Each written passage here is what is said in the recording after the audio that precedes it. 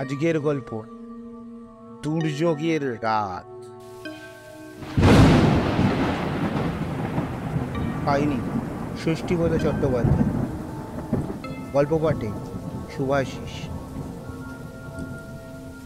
1962 সালের কথা। আমার বয়স তখন 21 বছর। রেলে চাকরি পেয়ে মেদিনীপুরে আছি। তখন বৈশাখের শেষ, প্রচণ্ড গরমে আশপাশ করছি। তার ওপর যা যা রোদ্দুরে কুলি খালাসির কাজ। মেদিনীপুরের শহর প্রান্তে কাঁসাই নদীর তীরে বাঁধের ওপর আমাদের তাঁবু পড়েছে। ব্রিজে স্ক্র্যাপিং হচ্ছে তখন। সারাটা দিন রোদে কাজ করতে করতে ক্লান্ত ও অবসন্ন হয়ে পড়ছি।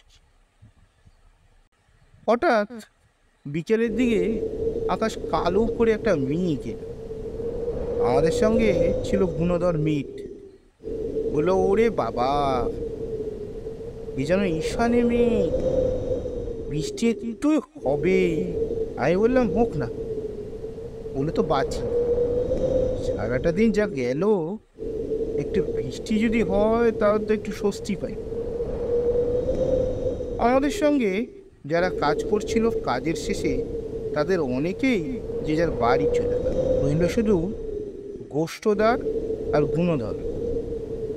গোষ্ঠদা কার্পেন্টার, ব্রিজের কাজ তো, রেলের স্লিপারের কাটে বিট দিতে, কাঠ ছাট করতে কার্পেন্টার লাগে। সবসময় এদের প্রয়োজন। তা সেই গোষ্ঠদা আর গুণধর দুজনেই বাজারের থলি নিয়ে চলে গেল বাজার। নদীর ধারে নির্জন স্থানে তাঁবুর মধ্যে রইলাম আমি এক। কিছুতেই থাকতে চাইনি আমি, কেননা এই দুর্যোগের পূর্বাভাসে ভয়ঙ্কর নির্জন, অথচ উপায়ও নেই।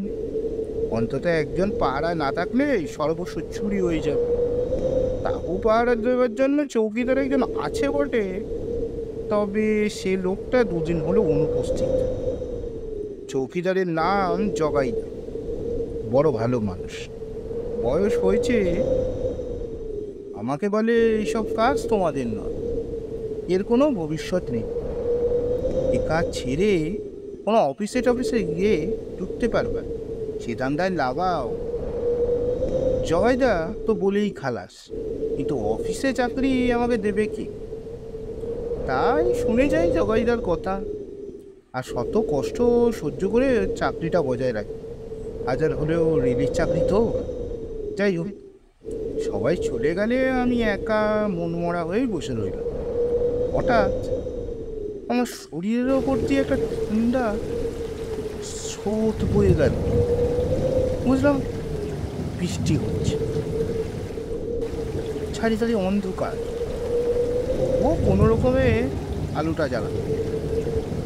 হঠাৎ ঝড় উঠল। তুমি গো গো করে একটা শব্দ, তারপরে কর কর করে বজ্রপাত। আলো ঝাবুক যেন চারিদিক দিগন্তে ছিটকে গেল। আমার যেন ডাক ছেড়ে কান্না এসে গেল। সত্যি বলতে কি, এই নির্জন ভয়ঙ্কর জায়গায় আমার তখন ভূতের ভয়ই ঘুরতে লাগলো। যত রাগ হতে লাগলো গুণধর আর গোষ্ঠদার, আমাকে এইভাবে একা রেখে ওদের চলে যাওয়াটা কি উচিত?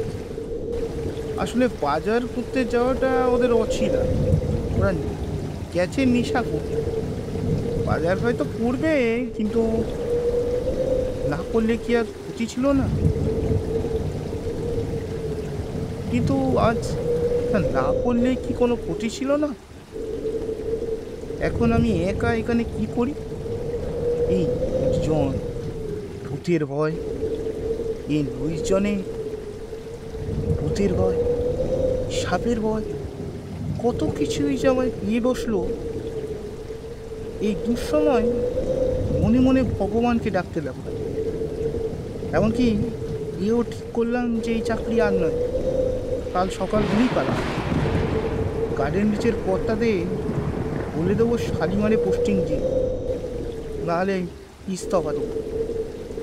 আমার এইসব চিন্তা ভাবনার মধ্যেই দেখি তোর সাথে কি যেন দ্রুত আমার দিকে ধেয়ে আসছে। শুধু আমার দিকে আসছেই না, আমার নাম ধরেও ডাকছে। আমি তাঁবু থেকে বেরিয়ে এসেই দেখি না, জগাইদা। জগাইদা রক্তচক্ষু করে বলল, শয়তান দুটো কোথায় রে? বললাম, ওরা তো বাজারে গেছে। বাজারে গেছে? এই নির্জনে তোকে একা রেখে, তার উপর এই দুর্যোগ। আমি না থাকলেই দেখি তোদের সাহস বেড়ে যায়। কিন্তু জগাইদা, দুদিন কোথায় ছিল? আর বলিস না ভাই, গিয়েছিলাম একটু মেয়ের বাড়িতে। আর সে কি বিপদ, সে যাক। আমি যখন এসে গেছি তখন আর তোর কোনো চিন্তা নেই। তুই এইখানে এক মুহূর্তে থাকিস না।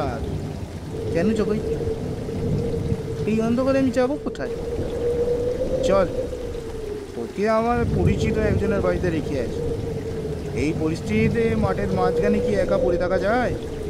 তাছাড়া আকাশের যা অবস্থা, তাতে ঝড় এক্ষুনি উঠলো বলে। একটু করে টাবু টাবু কোথায় যে উড়ে যাবে কে জানে। ওনার সঙ্গে সঙ্গে দারুণ একটা ঘূর্ণিঝড়ে হঠাৎ ধুলোবাড়ি উড়িয়ে চারদিকে ঘুরপাক খেতে লাগলো। তারপর দেখি বাঁধের ওপর আমরা দুজন, কিন্তু তাবু উড়াও। তারপর নামলো বৃষ্টি।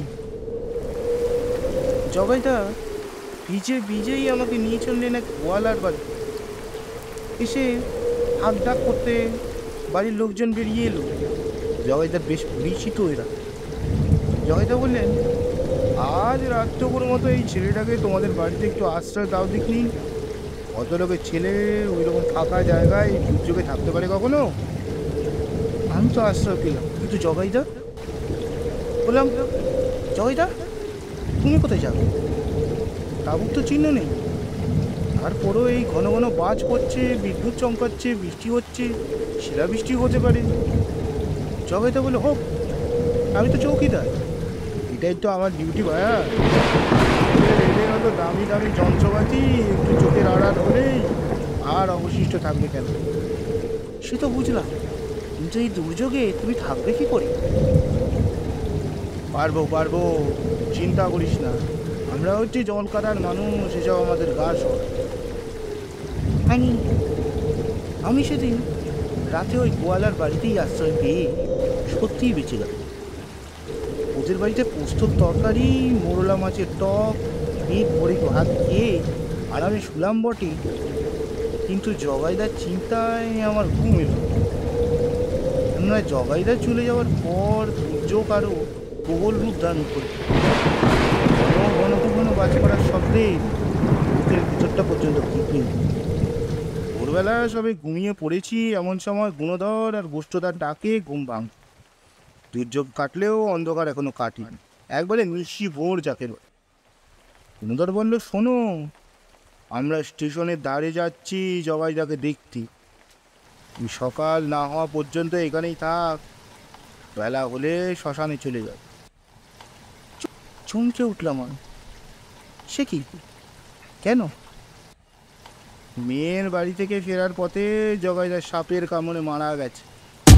একবারে চাঁদ কেউটে কেটেছে, বুঝলি, দারুণ তার বিষ। আমার সারা দিয়ে যেন কাঠা দিয়ে উঠল। ওদের কথাটা যদি সত্যি হয়, তাহলে কাল সন্ধ্যাবেলায় কে আমাকে ওই বাড়িতে পৌঁছে দিল? আমি সকাল হতেই গোয়ালার বাড়ি থেকে বেরিয়ে নদীর ধারে আমাদের এই কর্মস্থলে পৌঁছালাম। তখন সেখানে অনেক লোকজন, আমাদের কুলি খালাসিরাও আছেন। সবাই বলল, আমরা তোমার কথাই ভাবছিলাম গো, কি দুর্যোগ না গেল কাল। তিনজন সহকর্মীকে হারালাম আমরা। জগাইদা তো মেয়ের বাড়ি থেকে ফেরার পথে সাপের কামড়ে মারা গেল। গুণধর আর গোষ্ঠ ফাঁকা মাঠে বজ্রাঘাতে মারা গেল। কখন? কাল সন্ধেবেলা নেশা করতে গিয়ে। আমার হাত পা ঠান্ডা হয়ে গেল। এমনও হয় নাকি আমি আর এক মুহূর্ত সেখানে না দাঁড়িয়ে স্টেশনের পথ ধরলাম। না, আর না। সমাপ্ত।